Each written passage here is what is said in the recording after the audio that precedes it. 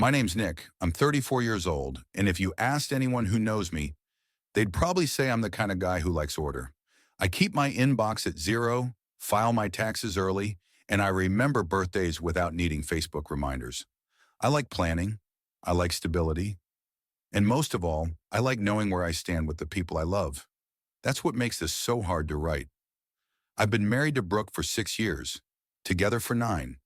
We met in line at a coffee shop in Dallas, both of us ordering the same ridiculously complicated drink. She laughed when I muttered something sarcastic under my breath about it being more dessert than caffeine, and somehow we ended up talking for an hour on a pair of stools by the window. She had this way of smiling that made you want to keep talking just to see it again. Brooke is charming in that quietly magnetic way. Never loud, never attention-seeking, just naturally the kind of person everyone gravitates to. She was ambitious too, a marketing director at a fast-growing nonprofit, always bouncing between meetings and late-night strategy calls. I admired her drive. Honestly, I thought we were a team. We paid our bills, traveled when we could, didn't fight about much. Sure, the last year had been busier than usual for her, but I chalked that up to career growth. You want your partner to shine, right? So when her birthday was coming up, I decided to plan something big, something thoughtful. Not the usual dinner and gift routine. She once mentioned in passing how she loved the idea of events that brought people together for a cause. I held on to that. Booked a gorgeous industrial-style hall right along the river in Austin. Glass ceilings, vintage lighting, exposed brick, one of those Pinterest-perfect venues. I worked with a caterer, set up a live jazz trio, and even organized a charity auction to support a local scholarship fund she donated to in college. The whole night was meant to be a blend of elegance and meaning, something to show her how well I knew her, and maybe, if I'm being honest, something to remind her how much I loved her. I spent the week before the party in a blur of planning, confirming RSVPs, finalizing auction items, arranging seating charts down to who would get along with whom. The morning of the event, I was feeling that good kind of nervous, the butterflies you get before something you're proud of. I stopped at a local cafe, grabbed a breakfast taco and a coffee, and sat in my car outside the venue, just staring at it. Imagining her reaction. That's when the first crack formed. I had logged into our joint banking app to confirm that a vendor payment went through some last-minute floral arrangement change, but right there, near the top of the transaction list, was a charge that caught my eye. A boutique hotel, the Auden, just 10 minutes from our apartment. The charge was from 2 days prior. At first, I stared at it, thinking it had to be a mistake. Maybe a friend had borrowed our card, or maybe Brooke booked it as a surprise. I wanted to believe that, but something gnawed at me. It wasn't just the hotel, though. The Auden wasn't a place you booked by accident. It was the date. It didn't line up with anything I knew she had scheduled. So I opened our shared rideshare account. It was something we set up years ago so we could track receipts and expenses for tax season. Nothing sneaky, but this time it became something else entirely. 2 trips, one to the Auden around 3:40 p.m. and another back to our neighborhood just before 7 p.m. Same day as the hotel charge. She hadn't mentioned any plans that day. In fact, I distinctly remembered her saying she was working late. Teams grinding on a new donor pitch, she had said. I sat frozen in my car, phone still open in my lap, coffee going cold in the cup holder. My stomach was churning, but I hadn't even seen anything concrete yet. This was just a few data points.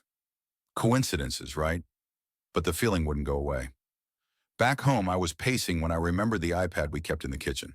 It was mostly for recipes or shared calendars, but it was synced to our iCloud accounts, photos included. We set it up that way for convenience, to back up everything automatically. I don't know what made me open the Photos app.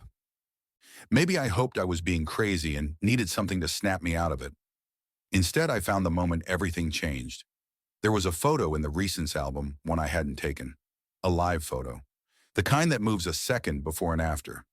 In it, the lighting was dim, warm, definitely indoors. Brooke was in the frame. So was Carson, her boss. He was standing just behind her, his arm around her waist. Not in a professional, hey team photo kind of way, in a familiar, close kind of way. She was looking up at him, smiling in a way that felt Intimate. And when the live photo played, I heard her laugh. I didn't even realize I was holding my breath until the sound stopped. I watched it again, then again. I tried to read more into it, less into it. Maybe it was innocent. Maybe she had no idea it even saved. But everything about it, her body language, his hand placement, the subtle way she leaned into him, it screamed something else. Something I wasn't supposed to see. I sat down at the kitchen island, hands shaking just slightly. My mind was racing in 20 directions, trying to be rational while every alarm in my head was blaring. My wife, the woman I was about to celebrate. The woman I had been building this night around was now a question mark I didn't know how to answer. I didn't confront her. Not yet. That night, as we finished getting ready for the event, she was her usual self. Excited. Maybe a little distracted. She wore this emerald green dress I'd never seen before. Something sleek and modern with low-cut sleeves that made her look like she belonged on the cover of a fashion magazine. I complimented her, and she smiled like nothing was off. No guilt, no hesitation. On the drive over, I brought up the neighborhood near the Auden casually, like I'd heard a new bar had opened there. She blinked. "Oh, haven't been around there in a while," she said, then pivoted smoothly. "Do you think the wine pairing will work with the short rib? Or should we sub for chicken?" Just like that, the subject was gone. No twitch, no fumble. Just a clean redirection. I nodded, offered a non-committal, "whatever you think," and sat silently the rest of the drive, watching the city blur by the passenger window. But inside, something was already breaking. The party was beautiful. Exactly the kind of night people post about for weeks afterward, the string lights reflecting off the river, the jazz trio hitting just the right notes between upbeat and elegant, the catering team weaving through the crowd like dancers. People clinked glasses, made toasts. The silent auction had already brought in a few generous bids by the time dinner was served. I stood near the back for most of it, shaking hands, thanking people, trying to smile like my heart wasn't breaking open behind my ribs. Brooke looked radiant that night. She made the rounds effortlessly, laughing with her colleagues, posing for photos with the foundation reps, even tearing up a little during my brief speech. To everyone there, we looked like a couple in sync, successful, well-matched, deeply in love. But I couldn't stop thinking about that hotel charge, that photo, Carson's arm, her laugh. It looped in my head like a movie reel spliced into my brain. I watched her that evening more carefully than I ever had before. I noticed how she stayed mostly across the room from me, how she drifted toward Carson every time they were in proximity, leaning in to whisper things, exchanging looks I now recognize as something else. I felt like I was seeing her for the first time in months, really seeing her, and the version of her standing in front of everyone was someone I no longer recognized. I didn't say anything that night, not at the event, not in the car ride home, not when we lay in bed later, her back turned to me, her breathing even and quiet like nothing was wrong. Maybe she thought she'd pulled it off. Maybe in her mind, this was still her life to control. But in mine, the whole thing had already started unraveling. The next few days blurred together, but I remember the quiet tension, the way she kept her phone face down every time we were in the same room. Notifications silent. Her new iPhone case covered even the lock screen. It had always lit up with previews texts, calendar alerts, the occasional meme from her sister. Now it was just blank until she picked it up and unlocked it. Thumbprint quick and smooth, like she'd practiced it. I noticed how the shared photo album we'd always used, vacation tees, brunches with friends, random sunsets, was suddenly empty. No new photos. Old ones gone. Just the folder name sitting there like a placeholder for a life that didn't include me anymore. She started using the guest bathroom more often. It was subtle at first, just saying the light was better for makeup, or that she didn't want to wake me up in the mornings, but her stuff slowly migrated. Toothbrush, face wash, perfume. That same perfume she'd worn the night of the party, one I hadn't smelled before. Muskier, expensive, masculine, and it wasn't just the bathroom. I'd find her car seat pushed way back, like someone taller had been driving. A playlist I didn't recognize was queued up on the dash, lo-fi pop covers, and acoustic love songs that didn't sound like her usual taste.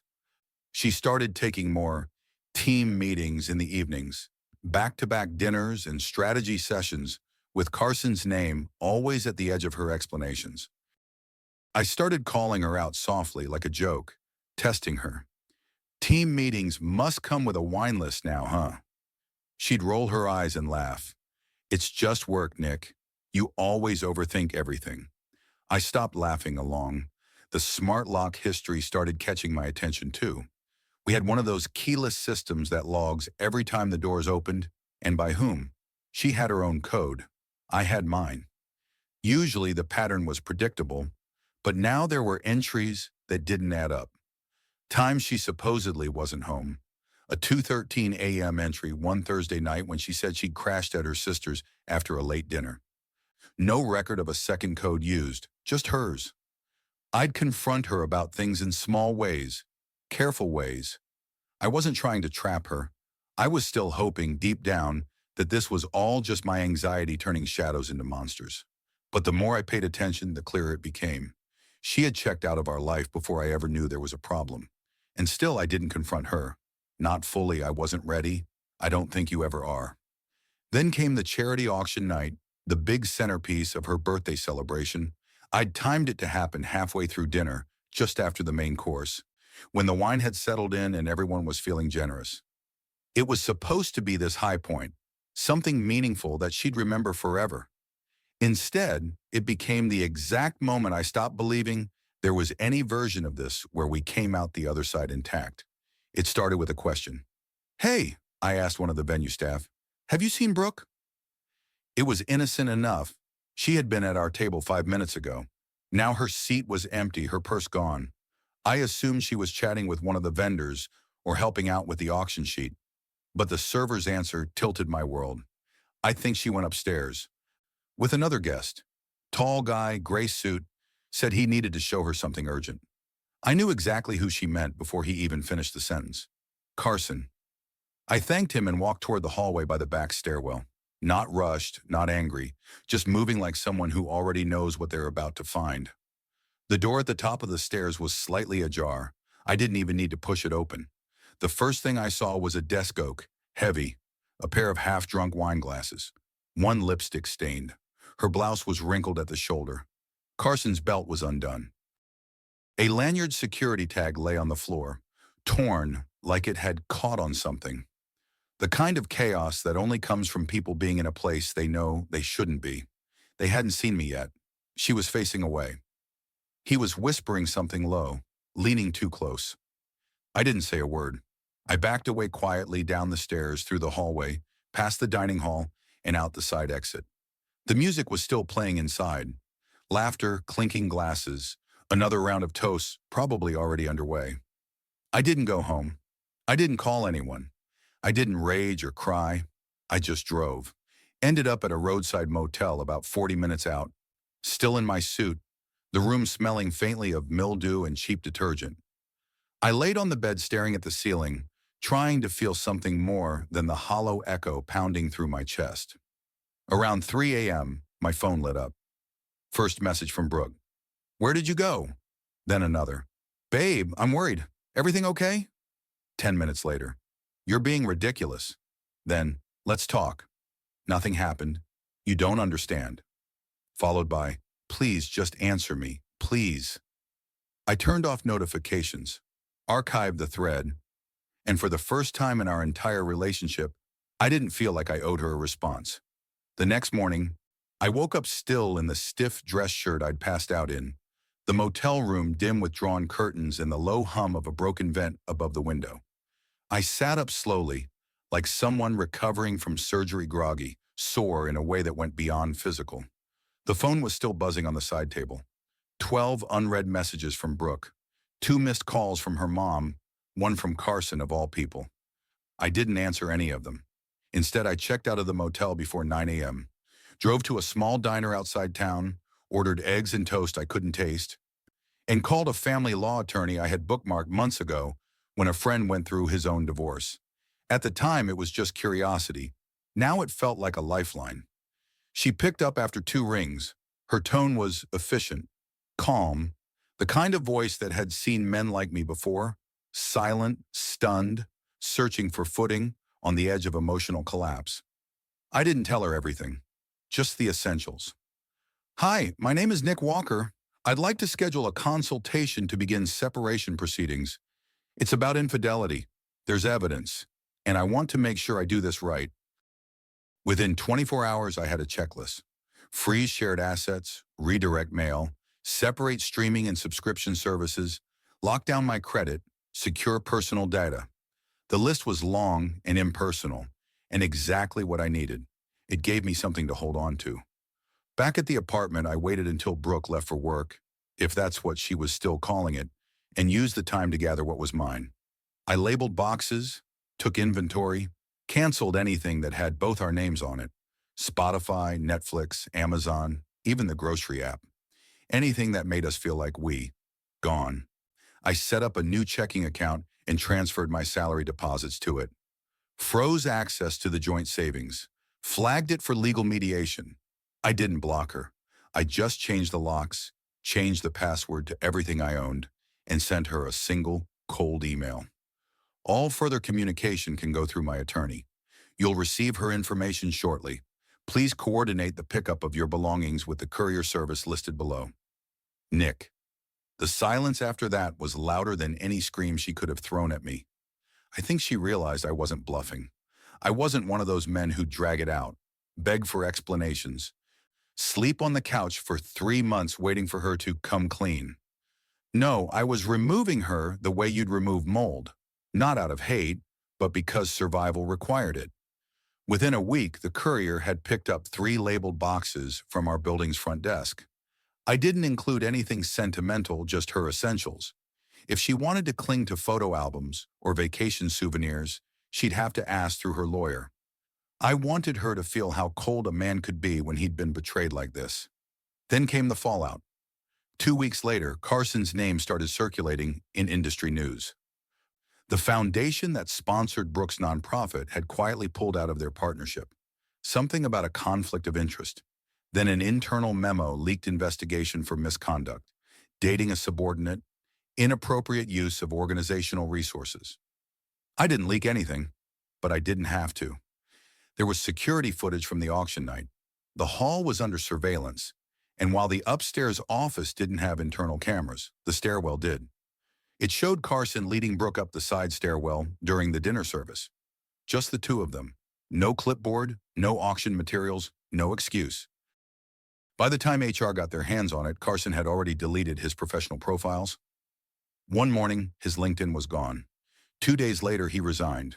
Brooke didn't take it well. The first letters showed up 3 days after Carson's name vanished from company records. Not emails. Handwritten notes in that looping, careful handwriting she used for thank you cards and birthday wishes. The first one said, "I know you think I'm the villain in this story. Maybe I am, but I swear it didn't mean what you think it did. Carson was a mistake. I didn't plan for any of this. I miss you. Please don't give up on what we had." The second one was longer, angrier. "You think you're so righteous? Like you've never made mistakes? You don't even know the whole story. You've just decided I'm guilty and walked away. That's not love, Nick. That's pride." I didn't respond. I didn't even open the third one. Just dropped it in the drawer with the rest and slid it shut. I wasn't going to play pen pal with the woman who unmade our marriage in a locked office above our catered dinner. And that's when the postcards started. I don't know if she thought mailing them from different cities would change the tone, make it feel less desperate. There was one from Denver, another from Nashville. One arrived from New Orleans in a pink envelope that smelled like her old perfume. They all followed the same arc. Nostalgia, apology, then pleading. "Remember our first trip to NOLA? The tiny jazz bar on Frenchman Street? I was lost. I didn't know how to ask for what I needed. You were my home and I threw it away. Please tell me it's not too late." It was. By then, I had moved into a small place near Barton Hills. Nothing fancy. Just enough space for my desk, my books, my bike. I didn't want echoes of our old life trailing behind me like ghosts. I started freelancing full-time, picking up more design contracts than I ever had before. I joined a weekend climbing group, started cooking again. I wasn't thriving yet, but I was breathing again. That counted for something. and I started keeping a journal. Something my therapist, yes, I got one recommended. She told me grief over betrayal doesn't always look like heartbreak. Sometimes it looks like silence, withdrawal, numbness mistaken for strength. She was right. One night I wrote something I hadn't said out loud. The moment she brushed aside the first evidence, the hotel, the photo, the rideshare history, that's when I knew it was over. She didn't lie because she was afraid. She redirected because she had already made her choice. That was the moment I stopped being her husband. Everything else? The office, the wine, the torn security badge, it was just confirmation. A few weeks later, the deposit from the auction venue refunded back to my personal account. It was money we had planned to roll into next year's event, something Brooke had been excited to expand. Instead, I donated the full amount to the scholarship fund we had intended to raise money for that night.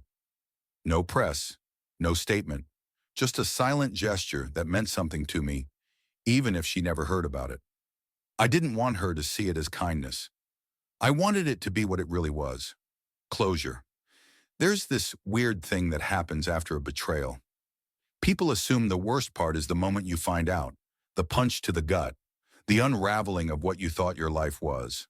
But that isn't true, at least not for me. The worst part is what comes after. It's the silence that follows. It's the empty chair across from you at breakfast, the one you don't even bother setting anymore. It's the casual way people ask, "How's Brooke doing?" And you have to fake a polite smile before changing the subject. It's the way her name still comes up in your mind before you go to text someone, or how muscle memory makes you reach for 2 mugs in the morning. But more than anything, it's the things she didn't say. That's what haunted me.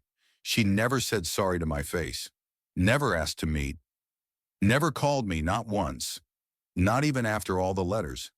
Maybe it was cowardice, or maybe she knew me well enough to understand I wouldn't answer. But still, I waited. Not because I wanted to reconcile, I didn't, but because a part of me needed to see if she could admit it. All of it. Not just the vague, "I was lost" garbage, or "we drifted," or "Carson meant nothing."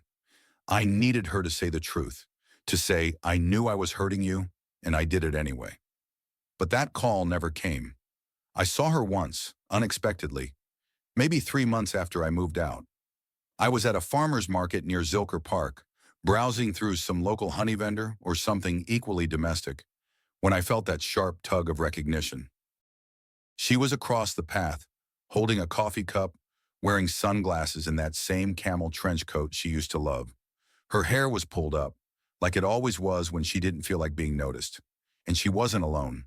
Carson wasn't with her, but she was walking next to a woman I didn't recognize, deep in conversation, head tilted and laughing like nothing had ever happened. She didn't see me. Or maybe she did and decided to keep walking. I stood there holding a tiny sample spoon of honey in midair, feeling absolutely nothing. Not anger, not sadness, just clarity. I didn't belong in her life anymore. And honestly, she didn't belong in mine. That moment, silent and clean, did more to finalize the divorce than any legal document ever could. I walked away before she turned around. Never looked back. The final decree came in the mail the following week. One white envelope, one paragraph of legalese, and just like that, done. No alimony, no property to split.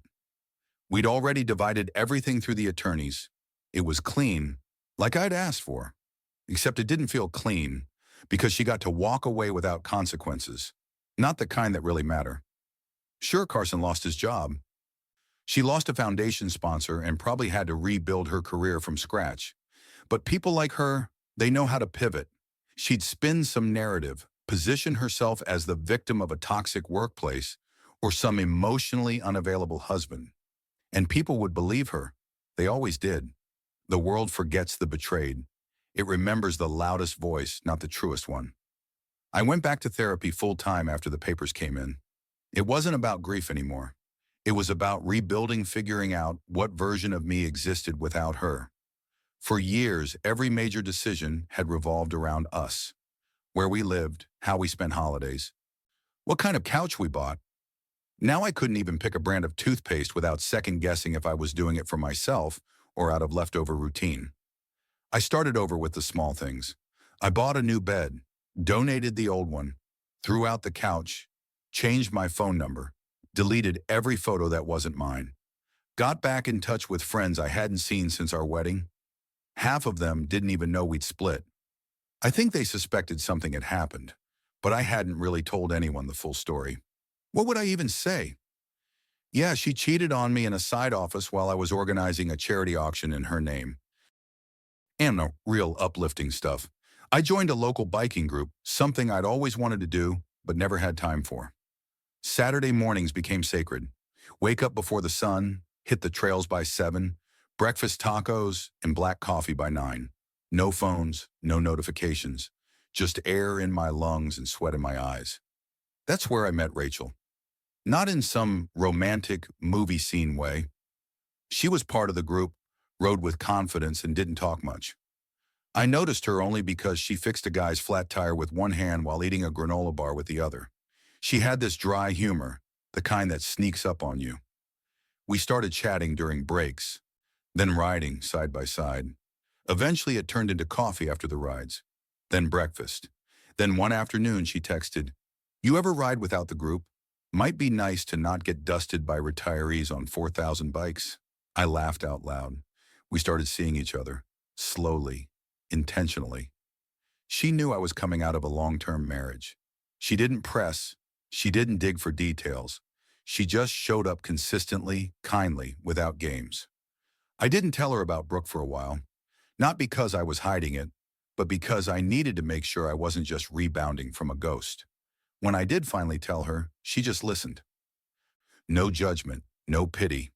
"You strike me as someone who probably stayed longer than you should have," she said, sipping her iced coffee.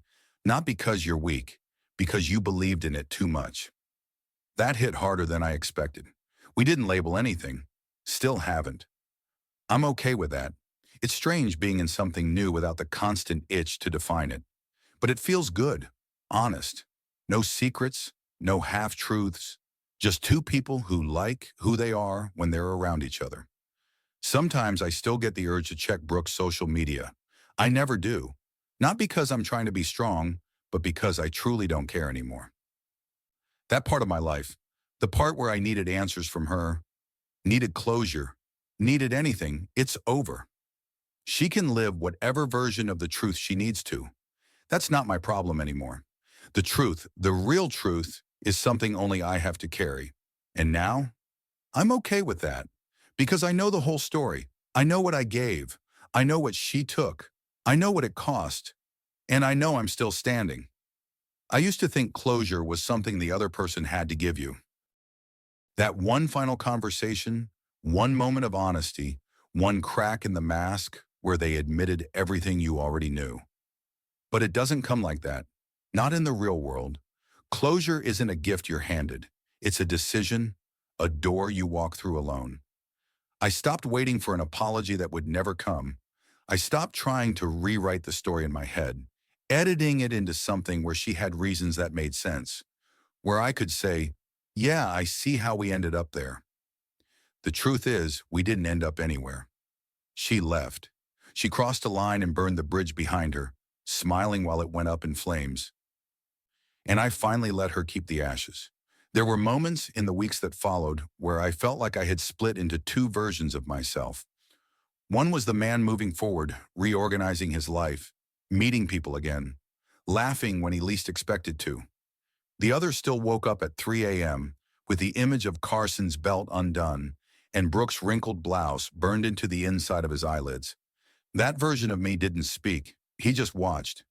He's quieter now. I don't think that version ever fully leaves, honestly. But over time, you stop listening to him. You stop letting him drive the car.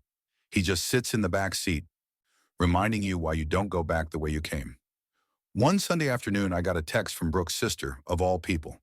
"Hey, just wanted you to know, Brooke's moving. Not sure if you care, but she's leaving Austin next week. Thought you might want to hear it from someone who doesn't suck." I didn't reply, but I sat with it for a while. The idea of her leaving the city felt neutral, not painful, not satisfying, just information. Another update about a life I used to be a part of, Like hearing a show you once loved had been canceled. You remember the episodes, maybe even a line or two, but you're not waiting on the next season anymore. And still, part of me wondered, why now? Was she running from the wreckage, starting over in a city where no one knew her name or what she'd done? Or maybe it was something simpler. Maybe she just wanted to forget, and maybe she thought I was forgettable. There was a time when that would have wrecked me. Now, I let it pass. Let her move. Let her tell people whatever version of the story made her feel like the hero. I don't need to correct the record. I know what happened. That's enough.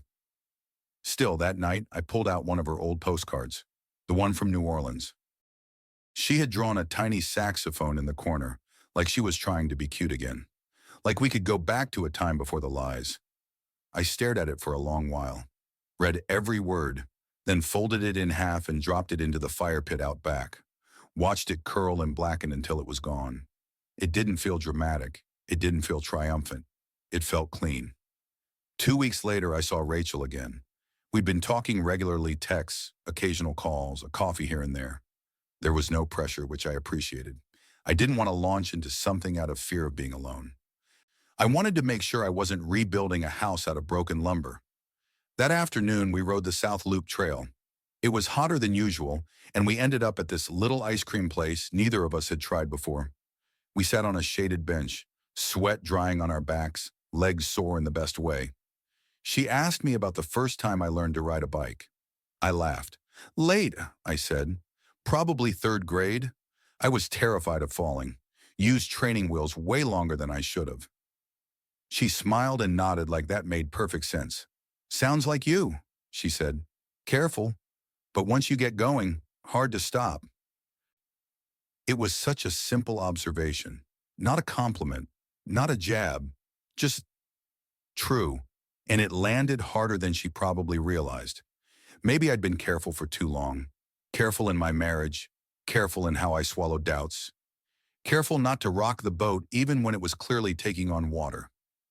I'd thought that was love, that loyalty meant endurance. But now I was learning that sometimes walking away is the most faithful thing you can do for yourself. That night, I made myself a simple dinner.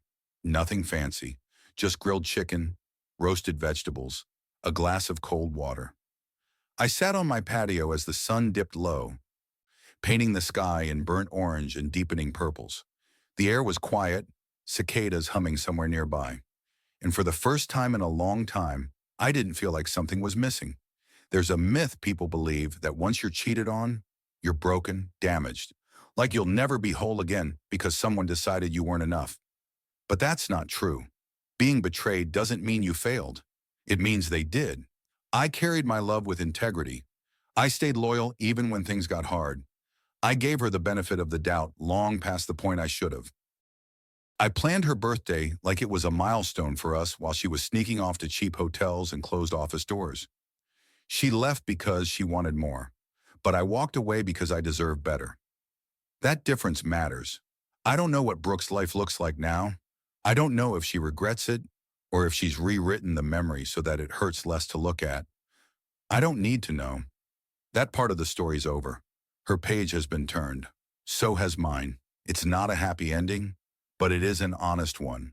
And maybe that's enough. Because in the wreckage of what she left behind, I found something solid. Me. I didn't chase closure anymore. I stopped measuring days by how far I'd gotten from her memory. Instead, I measured peace in quiet mornings, solo hikes, meals cooked just for me. Healing wasn't loud. It came in moments that didn't need to be shared or explained. I no longer wondered if she thought of me. I no longer cared. Rachel and I kept things simple: bike rides, late talks, honesty. No masks, no guessing games. I wasn't who I used to be, and she didn't ask me to be. For the first time, love felt light, not heavy.